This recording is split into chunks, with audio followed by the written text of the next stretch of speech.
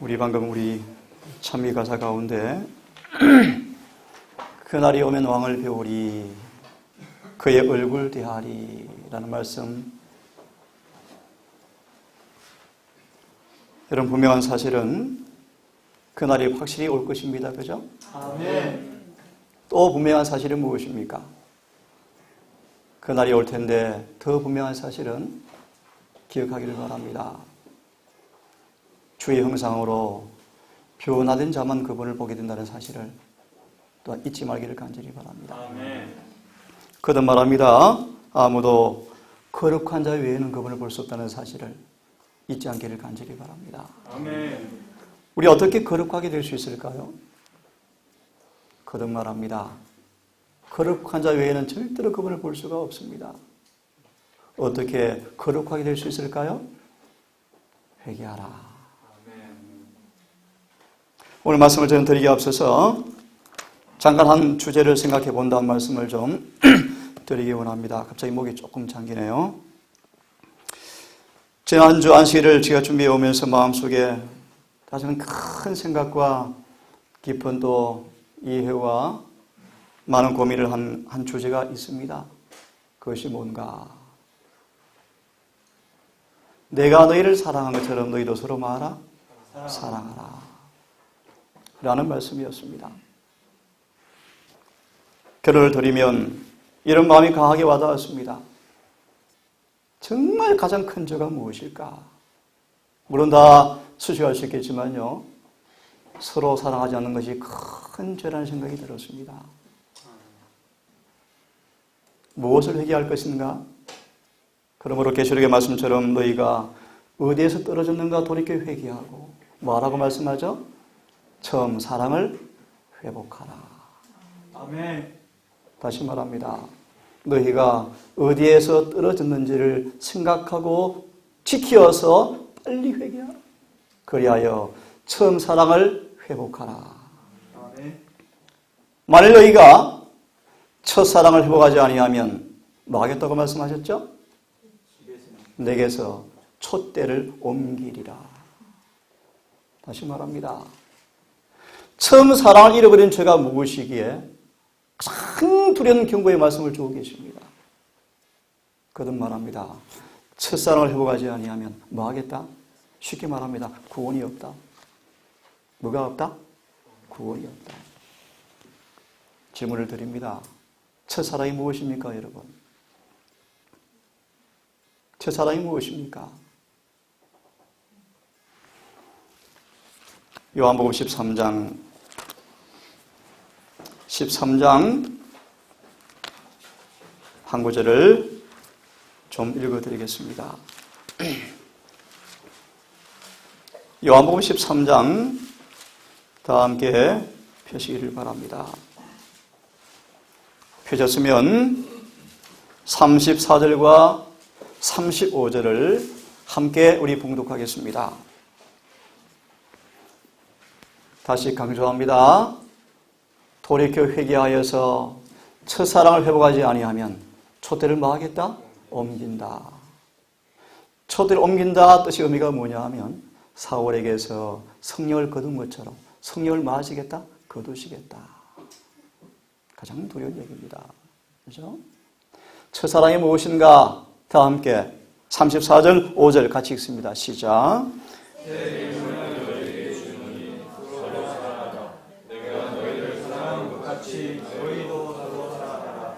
너희가 서로 사랑하면 이로써 모든 사람이 너희가 내 제자인 줄 알리라. 질문을 드립니다. 첫사랑이 무엇입니까? 처음 사랑을 정의해 보십시오. 무엇입니까? 내가 너희를 사랑한 것처럼. 더 쉽게 말하면 어떤 사랑? 예수님의 사랑. 다시 말합니다. 첫사랑이 뭐냐 하면 회심을 경험하고 성령이 임한 사람들 앞에 반드시 나타나는 사랑입니다. 거듭 말합니다. 우리 안에 죄가 용서되어지고 마귀가 추방되어지고 우리 마음의 새로운 변화를 받고 모든 죄가 씻겨지고 용서를 받게 되었을 때 우리 안에 생기는 사랑이 이 사랑입니다. 이 사랑이 뭔가? 예수께서 사랑하시는 것처럼 사랑하는 것. 이것이 뭐다? 첫사랑이다. 하나 더 부원해 드리면 처음 사랑이 뭔가 하나 더 부원합니다. 아무리 악마 취급을 받고 능력과 조롱과 수많은 수치를 당한다 할지라도 전혀 복수하지 않는 마음. 오래 참는 사랑. 그것이 뭐다? 첫사랑이다. 성경은 말합니다. 이 사랑을 갖지 않고서 하늘에 간다는 것은 치명적으로 쏘은 사람들이다. 여러분, 하늘을 착각하지 말기를 바랍니다. 하늘은 정말 거룩한 곳입니다. 사랑이 있는 곳입니다. 제가 말씀을 좀 더 드리고 마무리하고요. 오늘 주제에 말씀을 좀 드리고 싶은데, 요한일서 말씀을 다시 펴서 저와 여러분 마음속에 다시 한번 성령을 통하여서 이 말씀이 강하게 부식되어지고 좀 새겨져서 우리 마음에 뿌리들인 진리의 능력이 정말 우리를 변화시켜서 구주 안에 존재했던 그 똑같은 사랑이 우리 안에 재현되어지는 그 복음의 능력을 사모하는 마음으로 다 함께 요한일서 말씀을 좀 펴시기를 바라는데요. 자, 3장을 좀 펴십시오. 3장을 좀 펴십시오. 제가 제 성경으로 좀 읽겠습니다. 펴셨습니까? 자, 3장 2절부터 제가 좀 읽겠습니다. 사랑하는 자들아, 이제 우리는 하나님의 아들들이라. 우리가 앞으로 어떻게 될지는 아직 나타나지 아니하였으되. 이 말의 의미가 뭐냐면 우리가 막 예수를 믿음으로 갓 태어났습니다. 태어났지만 아직 예수의 형상이 충만히 반사되지가 않습니다. 그런 뜻입니다. 아직 장래의 형체가 뭐했다? 나타나지 아니하였다. 그런 뜻입니다. 그분께서 나타나시면 저를 좀 따라 하시기를 바랍니다. 우리가 그분과 같게 될 줄 아노니. 그분과 같게 될 줄 아노니. 참 중요한 말씀이요. 잘 따라 하셔야 돼요. 이는 우리가 그분을 지금 계시는 그대로 볼 것이기 때문이라. 이 말의 의미가 무엇입니까? 무슨 뜻입니까? 다시 말합니다. 그날이 되어지면 우리가 그와 같게 될 줄 아는 것은 우리가 지금 본 예수님 그대로 우리가 뭐한다? 볼 것이기 때문이다. 이걸 좀 더 쉽게 설명하면요. 매일 저와 동행하는 사람들은 그날 주님을 닮아 있을 것입니다.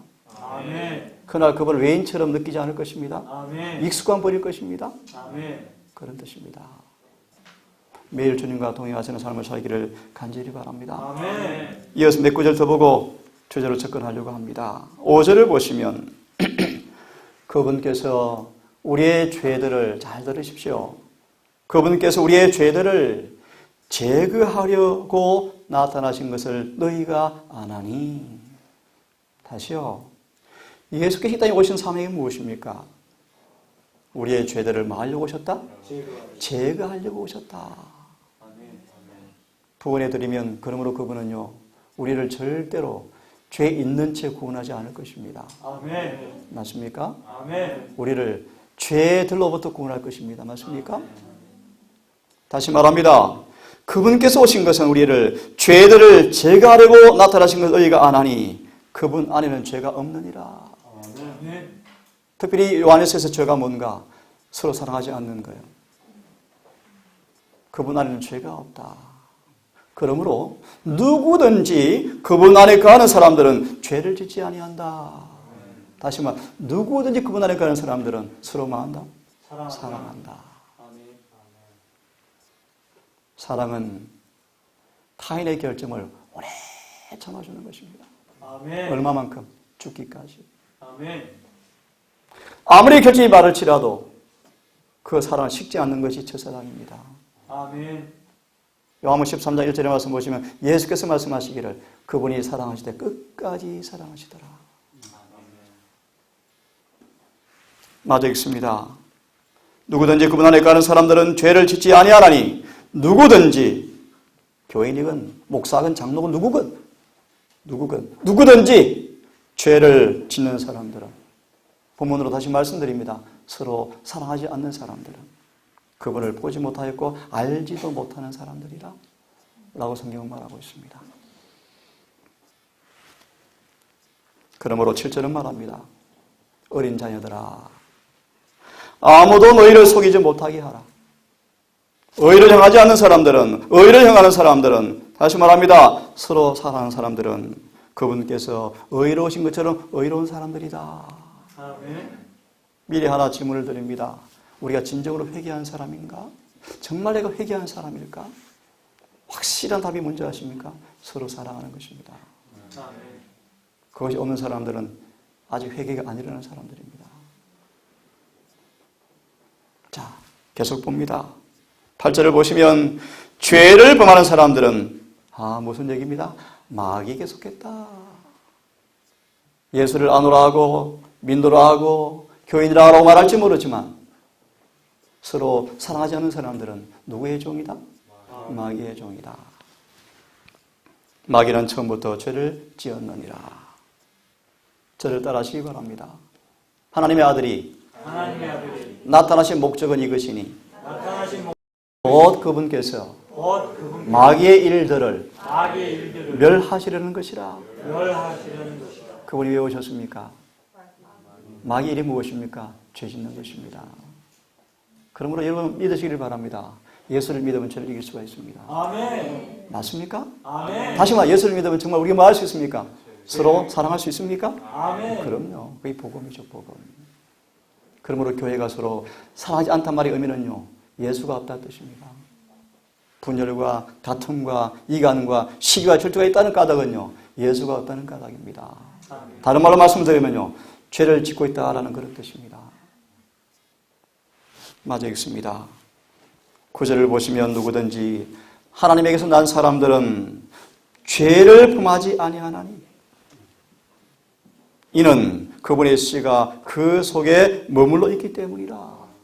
더 놀라운 사실은요, 그는 하나님에게서 났으므로 죄를 지을 수 없느니라. 제가 조금 미약하지만 이 경험이 무언지를 이해할 것 같아요. 하나만 소개합니다. 지난주에 기도에 대해서 말씀을 읽고 있는데요, 정말 깨어 기도하고 기도를 호흡처럼 한다면 절대로 죄 안 짓습니다. 아멘. 100%입니다. 100%. 아멘. 왜요? 기도하는 자에게 은혜가 아멘. 충만할 것입니다. 아멘. 기도하는 자에게 주님께서 그할 것이기 때문입니까? 아멘. 죄를 지을 수가 없습니다. 다른 말로 원수도 이해하고 용서할 것입니다. 아멘. 그것이 복음이에요, 여러분. 10절을 다 함께 읽기를 원합니다. 10절을 다 함께 읽기를 원합니다. 폈습니까? 자, 시작. 하나님의 자녀들과 마귀의 자녀들이 나타나니 무릇 의를 행치 아니하는 자는 그는 그 형제를 사랑하지 아니하는 자는 하나님께 속하지 아니하느니라. 분명합니까? 아멘. 말씀 어렵습니까? 다 이해할 수 있죠? 이 성경 억지로 다르게 거짓되게 해석하지 말기를 바랍니다. 왜 죄인들 어떻게 사랑해? 그럼 하늘에 못 갑니다, 여러분. 거듭나셔야 돼요. 아멘. 거듭나셔야 돼요. 다시 읽습니다, 제가. 이로써 하나님의 자녀와 마귀의 자녀가 누구인지 드러난다. 곧 누구든지 의를 행치 않은 사람들은, 자기 형제를 사랑하지 않는 사람들은 뭐한다? 하나님께 속하지 아니한다. 지금은 하늘에서 뭐가 벌어지고 있습니까? 네. 조사심판의 말의 의미가 무엇입니까? 이 주제에 맞추어서 누가 그분께 속한 자인지 심사하는 시간입니다. 맞습니까? 누가 그분께 속한 사람입니까? 서로 사랑하는 사람들입니다. 그걸 성경으로 뭐라고 표현하죠? 하나님의 계명을 지키는 사람들입니다. 그죠? 내가 아버지의 계명을 지켜 그분의 사랑 안에 거한 것처럼 너희도 내 계명을 지켜 내 사랑 안에 거하라. 아멘. 그죠? 요한복음 15장 몇 절이죠? 10절의 말씀이에요. 오늘 저를 포함해서 우리 모든 가족들이 오늘 주신 요한복음 13장과 요한에서의 말씀을 좀 깊이 윤념하시면서 다시 한번 우리의 소위를 살피시고 오늘 주제처럼 정말 회개하는 뜨거운 경험을 통하여서 영적 부흥과 개혁이 일어나기를 간절히 바라겠습니다. 아멘. 회개하라, 천국이 가까웠느니라. 금번 안식일은 제가 회개와 용서의 주제로 오늘 또래 새벽 기도, 오전 설교, 환송 예배까지 주제를 좀 다루기를 원합니다. 회개와 용서에 대해서 말씀을 좀 다루겠습니다. 회개하라, 천국이 가까웠느니라. 자, 이런 말씀이 있죠? 누가복음 5장 32절의 말씀입니다. 내가 의인을 부르러 온 것이 아니라 죄인을 불러서 회개시키러 왔노라. 아멘. 다시 읽습니다. 예수께서 오신 것은 의인을 부르러 온 것이 아니다. 이 말이 무슨 말입니까? 그분이 오신 것은 죄인을 부르러 오셨는데 왜요? 그들을 불러서 뭐 하려고? 회개시키려고 오셨다. 결론적으로 말씀을 드립니다. 이 땅의 모든 사람은 죄인입니다. 예수를 떠난 모든 사람들은 죄인입니다. 그렇습니까? 좀 더 쉽게 번역해 드리면 예수를 받아들이지 아니하고 그분을 거절하고 그걸 믿지 않은 사람들은 할 수가 없지만, 그죠? 다시 말하면 내가 병들지 않았어. 나는 건강한 사람이야. 복음이 필요 없어. 라고 말하면 어쩔 수 없을지 모르지만 이 땅에 사는 모든 사람들은 병든 사람들입니다. 그죠? 성경으로 말씀드리면 사단에게 물려서 뱀에게 물려서 다 죄를 짓고 죽는 사람들입니다. 그죠? 이런 말씀 기억나십니까? 뱀이 다니는 흔적이 보이지 않지만 온 도처에 뱀의 행적이 뭐하다? 있다. 다시 말합니다. 마귀가 다니는 게 눈에 안 보여요. 뱀이 가면 자리가 잘 보입니까? 안 보여요. 예수는 말합니다. 뱀의 형적이 다 나타나 있어요. 우리 안에, 교회 안에, 세상에 죄가 도처에 퍼져 있습니다. 죄가 도처에. 더 놀라운 사실은 마지막 교회마저 사랑이 식어지고 죄가 들어오고 있습니다. 이 말이 의미인즉 그분이 임재하는 교회 안에마저 마귀가 뭐하고 있다? 활기를 치고 있다. 그래서 예수님 가만히 보시면요, 성령께서 교회에서 점점 떠나가시고 사단의 교회를 뭐하고 있다? 지배하고 있다. 두려운 얘기 드립니다. 마귀가 지배하는 가장 현저한 특징이 뭔지 아십니까? 회개가 없습니다. 오늘 교회 전도에 회개가 없어요. 회개가. 행사에 회개가 없어요. 회개가. 오늘 회개가 무엇인가를 말씀을 좀 드리려고 합니다. 내가 죄인을 불러서 회개시키러 왔노라. 살아라. 죄인아 제발 좀 살아라. 참여하고 믿는 영혼들아 살아라. 내가 너희를 위해서 죄값을 지불했다. 라고 우리에게 호소합니다. 다시 이해하십시오. 그분이 오신 것은 죄인을 불러서 회개시키러 왔지만 그분의 재림은요, 기억하세요. 죄인을 데리러 오지 않습니다. 그분의 재림은 의인들을 데리러 오실 것입니다.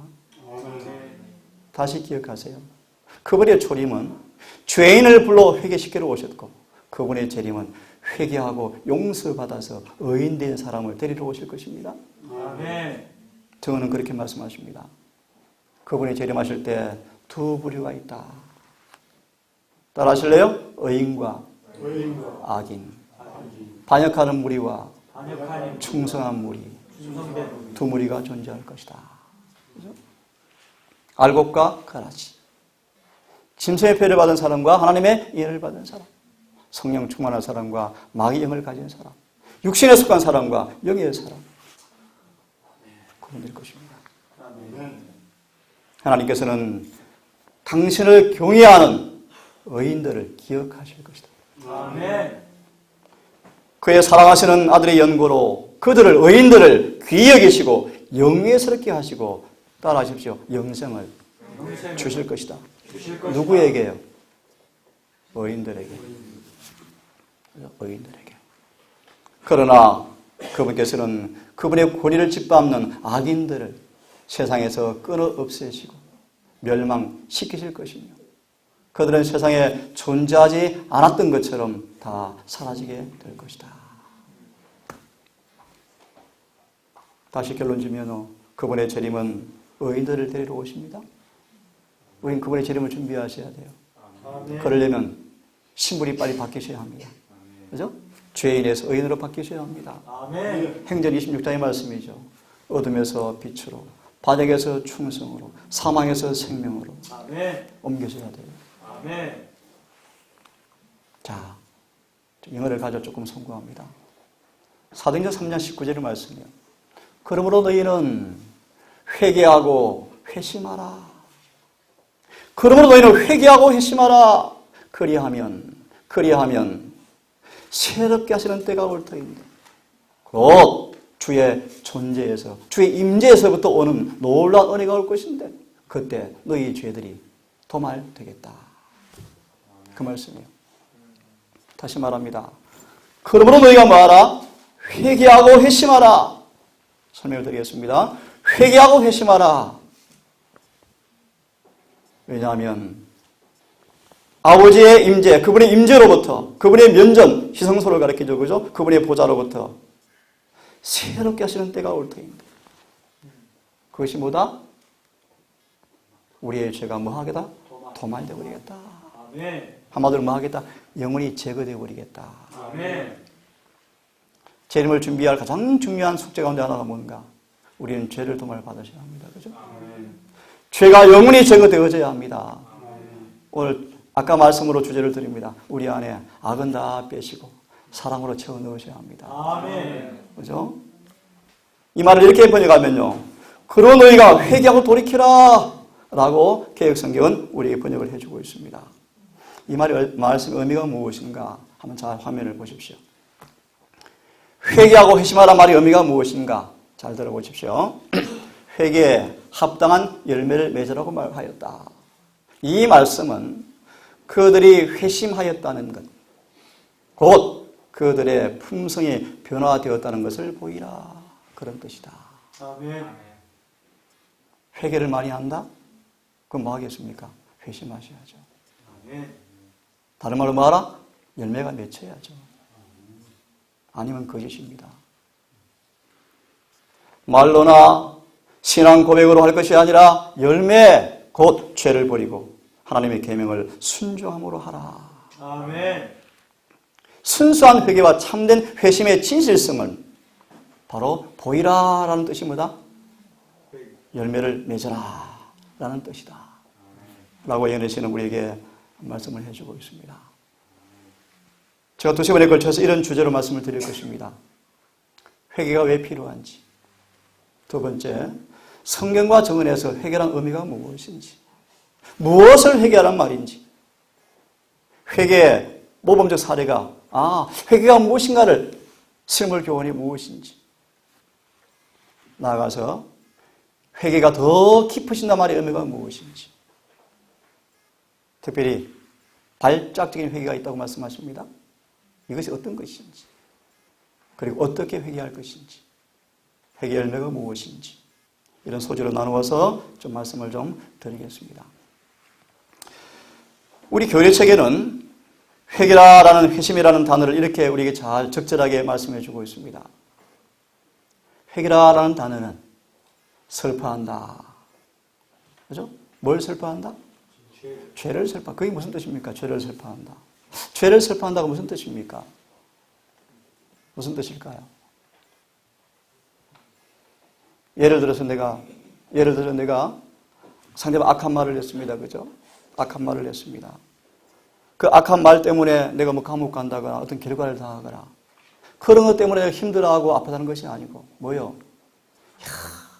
내 속에 그런 정말 이 죄가 무섭구나. 이렇게 그것이 너무너무 무서운 죄구나.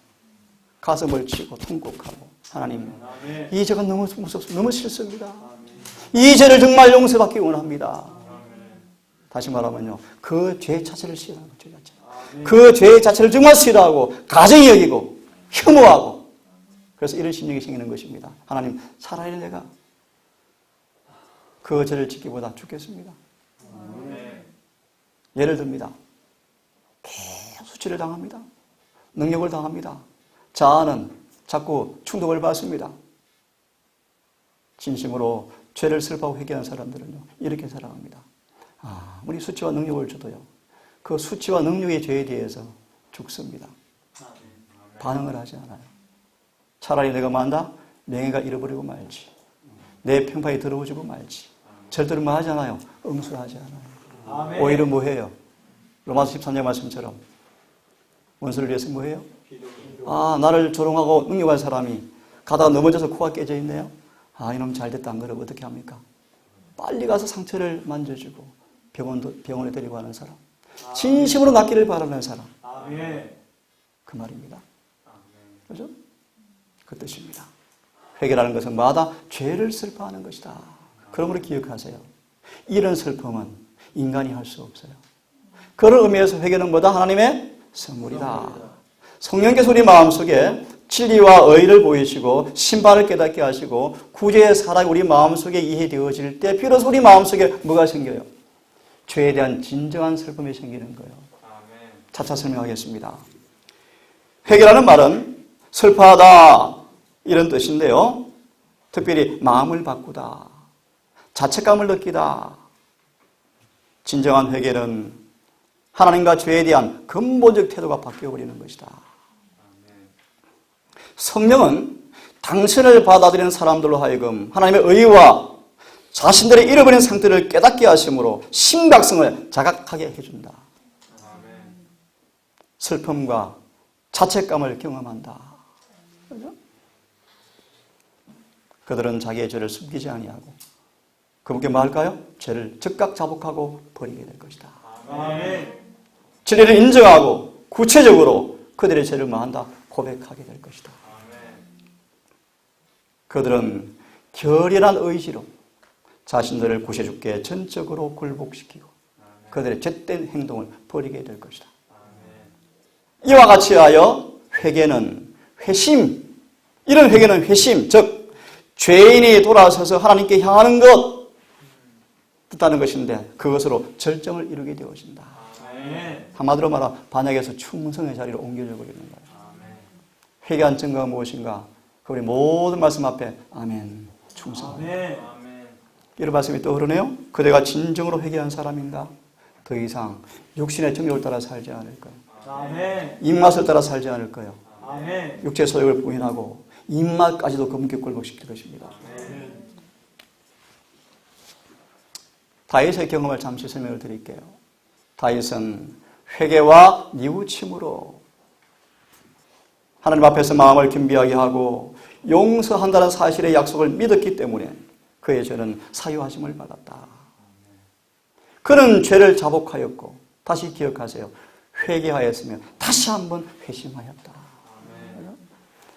나중에 이제 얘기할 것입니다. 깊어져가는 회개가 이런 뜻입니다. 다시 한번 회심했다 뜻이 뭔가? 회개가 깊어져 간다 뜻인데요. 나중에 설명을 드릴게요. 회개하고 다시 한번 회심하였다. 이 말을 좀 더 미리 번역해 드리면요. 이런 뜻입니다. 회개가 깊어진다, 다시 한번 회심한다 뜻이 뭐냐 하면 과거에 지은 죄를 더 싫어하고 더 싫어해서 점점점 그 죄를 지은 상처가 다 아물어져 버리고 그 죄를 지을 가능성이 점점 더 없어져 간다 뜻이에요. 다른 말로 뭐 되었다? 성화된다 뜻이에요. 성화된다. 그래서 기억하세요. 지금 우리는 죄를 지을 시간이 없습니다. 왜냐하면 우리가 죄를 지으면 뭘 남죠? 상처가 남습니다. 상처가 무엇입니까? 그 죄 성질이 내 품성으로 또 굳어져 버려요. 그죠? 우리 씨를 뿌리면 또 열매가 맺습니다. 그죠? 상처가 생겨요. 품성의 상처가 만들어집니다. 그리고 이렇게 말씀하십니다. 지금은 죄를 지을 시간이 없습니다. 혹 그대가 뉘우치고 회개하면 죄를 사함받을 수 있을지 모르지만 그 죄가 남긴 상처가 아물 수 있는 시간이 부족할까 염려스럽습니다. 더 쉽게 말하면요.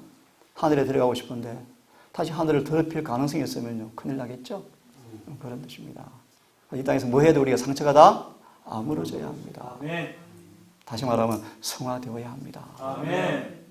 맞나요? 하늘에 가면 사랑만 있는 곳일 겁니다. 그죠? 사랑만. 이동산 가족이 그런 교회로 더 부흥되어서 이곳에 이간과 다툼이 절대 들어오지 아니하고 분열이 절대로 들어오지 아니하고 오직 오래 참음, 사랑과 희락이 충만한 동산교회가 될 수 있도록 각자가 오늘 말씀을 중심으로 정말 회개의 경험하실 역사 있기를 간절히 바랍니다. 아까 말씀드린 요한이 뭐라고 우리에게 말씀하죠? 회개하라. 도끼가 뭐하고 있다? 나무 뿌리에 놓여 있다. 그 말의 의미는 무엇입니까? 지금 회개하지 아니하면 더 이상 뭐가 없다? 기회가 없다. 왜? 뿌리를 찍어버리면 싹이 안 나죠. 자비가 없는 영원한 심판을 하시겠다 그런 뜻입니다. 그러므로 회개에 합당한 열매를 맺어라. 이 말씀은 그대들이 회심하였다는 것, 그대들의 품성이 변화되었다는 것을 보이라. 말로나 신앙 고백으로 할 것이 아니라 열매 곧 죄를 버리고 하나님의 계명을 순종함으로 하라. 아까 말씀드렸죠. 이것이 바로 순수한 회개와 참된 회심의 증거를 보이라 라는 뜻이다. 다시 한번 반복해서 읽어드렸습니다. 다시 같이 읽습니다. 시작. 그런즉 시작. 그런즉 너희는 회개하고 회심하라. 그리하면 새롭게 하는 때가 주의 앞으로부터 이를 때 너희 죄들이 말소되리라. 우리 앞 영광스러운 약속의 말씀이죠. 아멘. 혹시 기억하시나 질문을 드려볼까요? 새롭게 하는 때가 뭘 가리킵니까? 늦은 미성. 늦은 비성령. 늦은 비성령 뭐와 맞물려 있죠? 예, 우리의 죄가 말소되는 것과 관계 있죠. 그죠? 맞습니다. 여러분, 늦은 비를 받은 거 어떻게 알 수 있을까요? 알 수 있어요. 죄가 더 이상 기억나지 않을 것입니다. 아멘. 왜요?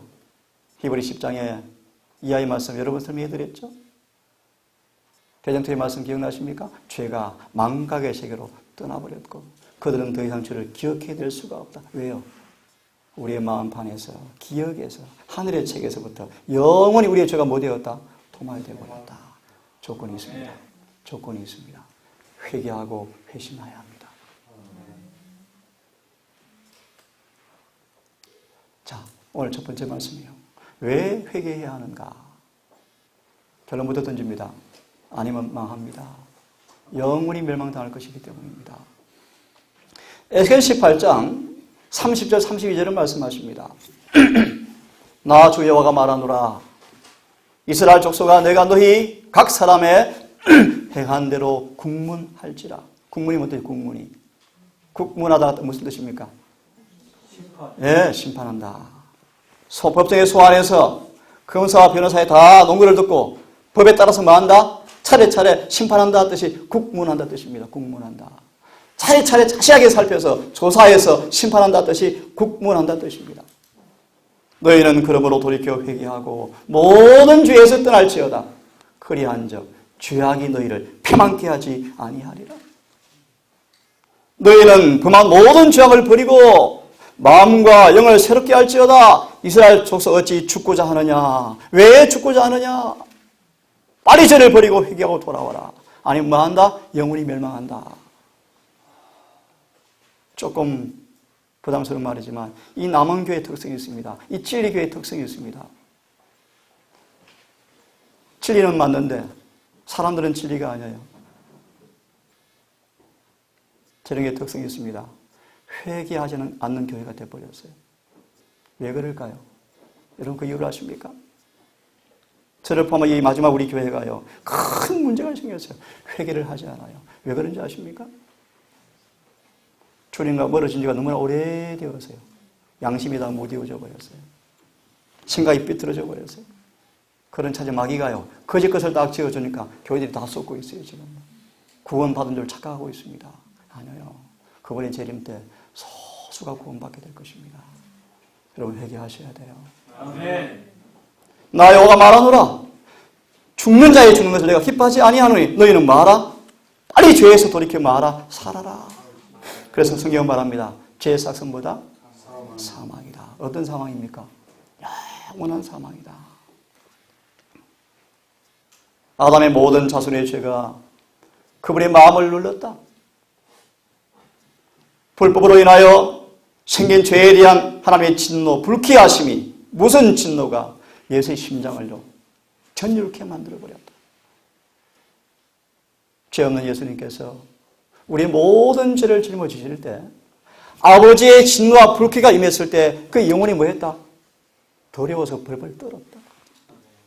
누가요? 우리 구주께서요. 여러분 죄가 무엇입니까? 주님이 고민하셨습니다. 내 마음이 심히 고민하여 죽게 되었다. 나를 위해 기도 좀 해줄래? 그런 말이에요. 내가 너무너무 힘드니까 나를 위해서 좀 기도를 좀 해달라. 그런 말이에요. 내 마음이 고민하여 심히 고민하여 죽게 되었다. 괴롭다. 3번씩이나 아버지 앞에 나가서 아버지 내가 이 잔을 안 마시면 안 되겠습니까? 3번씩이나요. 엄청난 죄의 무게로 인하여 우리 예수님은 아버지의 얼굴에서 화해의 모습을 볼 수가 없었다. 다시 읽겠습니다.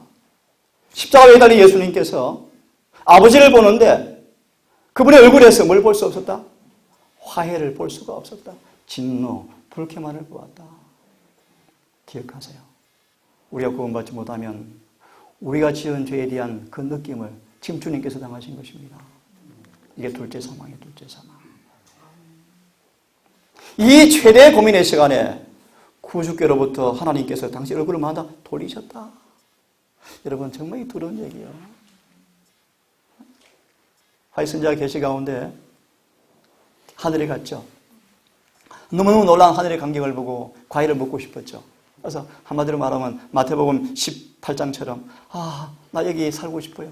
17장처럼 나 이 땅에 안 가고 싶어요. 나 지금 하늘에 왔으니까 그냥 있게 해주세요. 그런 뜻입니다. 그때 기억나십니까? 그 인자하신 예수의 얼굴이요. 너무나 두렵게 느껴졌대요. 그러면서 그분이 아주 단호하게 말씀했어요. 가야 한다.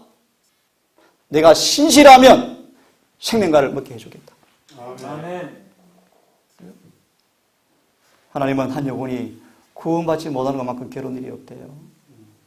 그거는 분노하셔요. 진노하셔요. 그런 분노합니다. 가장 큰 죄 가운데 하나가 뭔가? 형제 자매 사이에 몰인정하는 것. 큰 죄예요. 아프고 병들어 있는데 배가 고파 있는데 내 배만 채우는 사람, 그건 무시한 죄예요. 통장에 돈이 있으면서 안 놔주는 사람, 필요를 보고도 눈 감는 사람, 이기심의 큰 죄예요. 큰 죄예요.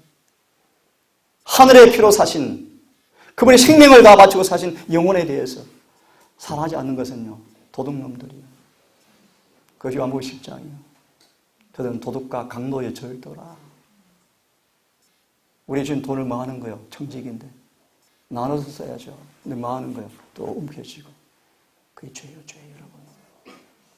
그게 마태복음 25장의 말씀이죠. 내가 굶었을 때 너희는 배불렀고. 다시 보십시오.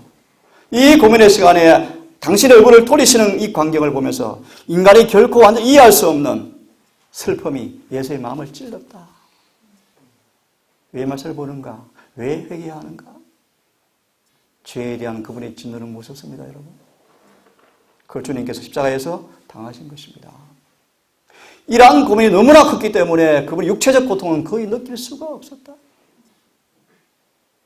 이걸 이해하십니까, 여러분? 마음의 고민이 너무나 커서 육체의 고통이 지금 어떤 고통입니까?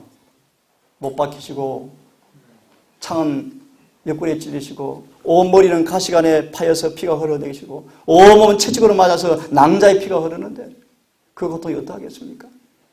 근데 이 마음의 고통이 너무나 컸기 때문에 육체의 고통 말할 수 없었다. 느낄 수가 없었다. 이 장면을 보십시오. 온 하늘과 타락하지 않은 세계들은 대쟁투를 목격해왔다. 큰 흥미를 가지고 그들은 투쟁의 마지막 장면까지 따라갔다. 뭡니까? 십자가까지 따라갔다. 말구에서부터 시작해서 십자가까지 마귀는 계속 대쟁투를 끌어왔죠. 예수는 한 번도 패배한 적이 없습니다. 그죠? 한 번도 죄를 지은 적이 없습니다. 그죠? 아멘. 마지막 장면까지 와서 마귀가 가장 극심한 고통을 주면서 대쟁투에서 승리를 점하기 위해서 예수님이 자꾸 마음입니까? 예수님을 유혹하죠. 그죠? 특별히 예수님이 십자가를 지면서 큰 고통 가운데 하나가 뭔지 아십니까, 여러분? 그렇게 사랑을 주었던 제자들이 뭐 하는 것입니까? 배신하는 거였습니다. 배신의 고통을 여러분 좀 당해보셨습니까? 우리 서로 그럴 수 있어요. 다 버리고 떠날 수 있습니다. 그것이 참 힘들었대요. 특별히 누가 또 부인합니까, 예수를요? 베드로가 또 부인하죠. 유다가 부인하죠. 팔아넘기죠. 사단이 이렇게 참소했대요. 너 예수야, 헛짓거리 했네? 너 뭐하러 죽을래? 빨리 가라. 극심한 시험을 주었어요. 이렇게 인간의 봉사해 본들 누가 구원받겠니? 마귀의 능력이었어요. 하지만 히브리 12장 2절의 이하의 말씀에 예수님 보십시오. 예수님은 단 한 명만 구원받을지라도 그 고통을 그는 뭐했다? 당했을 것이었다. 아멘. 그렇게 말씀하시죠. 그죠? 그들은 구주께서 겟세마네 동산에 들어가시는 장면과, 겟세마네 뜻이 뭐예요? 겟세마네? 겟세마네의 뜻은요, 쥐어짜다. 좀 더 쉽게 말하면요, 우리는 지금 믹스가 있지만 옛날에는 포도즙을 어떻게 해요? 발로, 우리 경상말 작은 밥 저그죠. 콱콱 밥, 그런 뜻입니다. 겟세마네가. 이기지고 아주 막 부시어지고 압제당한다, 그런 뜻이 겟세마네 뜻입니다. 그래서 여러분 기억하시죠? 우리 앞에는 뭐가 있다? 두 개의 동산이 있다. 불순종의 에덴 동산과 순종의 겟세마네 동산이 있다. 뭐라고 되어 있죠? 그 다음 이어서 불순종의 에덴 동산에서 그 불순종이 얼마나, 따라하십시오, 값비싼 장난이었느냐. 무슨 말이에요? 그 사소하게, 너무나 경미하게 죄라고 이기지 않을 만큼 그 작은 죄를 범한 그것이 엄청난 값을 지불 받아야 용서받는 죄였습니다. 어떤 값입니까? 겟세마네. 그분은 죽기까지 복종하셨어요. 죽기까지. 이마에 땀방울이 흐르는데 뭐가요? 피가 되어 흘렀죠. 피가 되어서.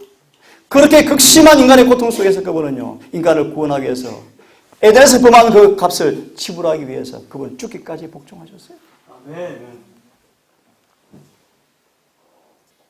엄청난 어둠의 공포 때문에 기가 죽는 것을 보았다. 예수께서 뭐 하셨대요? 기가 꺾였다.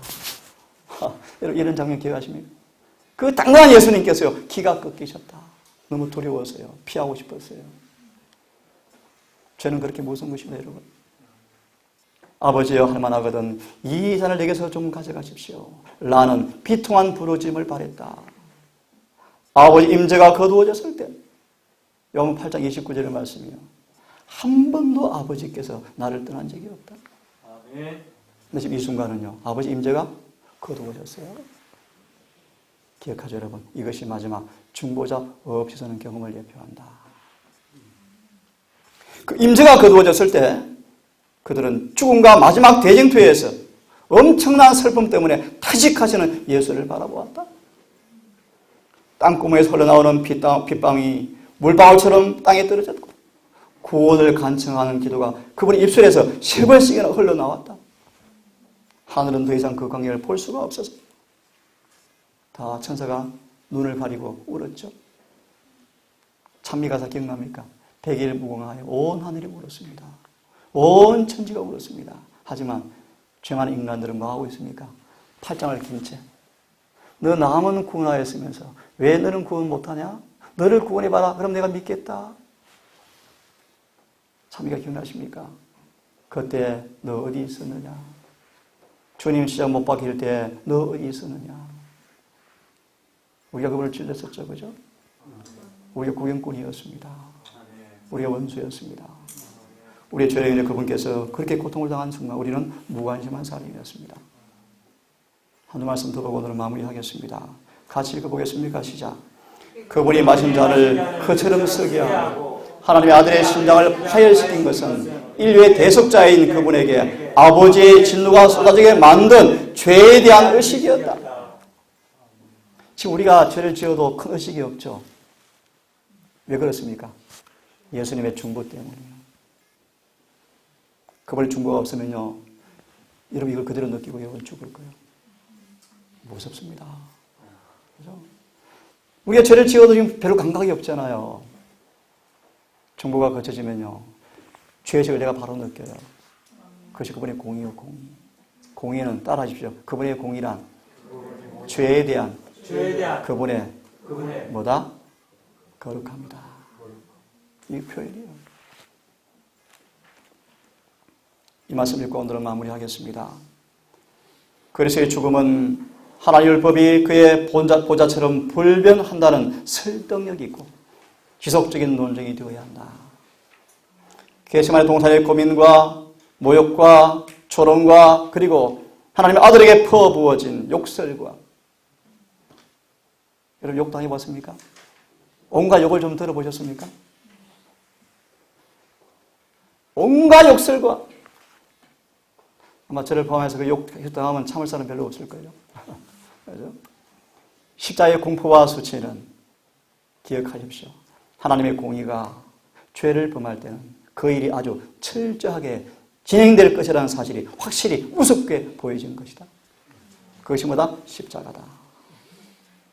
하나님께서 인류의 보정이 내신 당신의 아들도 아끼지 않았다는 사실은 율법을 범한 죄인을 하나님은 결코 용서란 번역은 잘못되었습니다. 정죄하지 않은 채 그냥 두지 않으신다 그런 뜻입니다. 용서란 번역은 잘못되었습니다. 율법 범한 사람들을 가만둔다 뜻이 아닙니다. 죄를 덜추어서 책망하고 회개시킬 것입니다. 그냥 눈 감아준다 뜻이 아닌 것입니다. 하나님 율법을 거스르는 모든 죄는 그것이 아무리 사소한 것이라 할지라도 계산서에 다 기록되어진다. 그리고 공의의 칼을 잡으시는 그날 하나님은 회개하지 않은 죄인들에게 하나님의 아들에게 가해진 그 일을 하실 것이다. 제 말이 아니에요. 예언하시는 말씀이에요, 여러분. 하나님의 공의는 죄인들을 내려칠 것이다. 이 말을 미화시켜서 이해하지 마십시오, 여러분. 어떤 사람처럼요. 거짓말이에요, 거짓말. 문자 그대로 이해하세요. 그게 바로 십자가요. 이는 죄에 대한 하나님의 증오는 격렬하고 불과 학력적인 것이기 때문이다. 그럼 여러분 빨리 죄를 버리고 회개하셔야 돼요. 아멘. 내일 아침은 제가 한 30분만 설교하고 우리 합심 기도를 좀 하겠습니다. 6시에 나오시길 바랍니다. 그리고 환송 예배 때 이어서 말씀을 쭉 드리고 원하시는 분들 제가 이것을 카피를 해서 드릴게요.